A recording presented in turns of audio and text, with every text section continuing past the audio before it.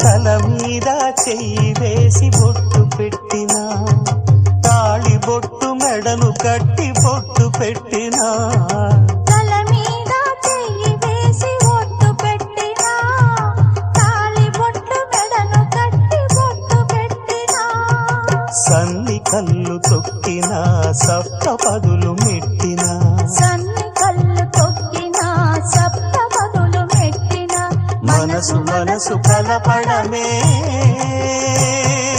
మంత్రం పరమార్థం.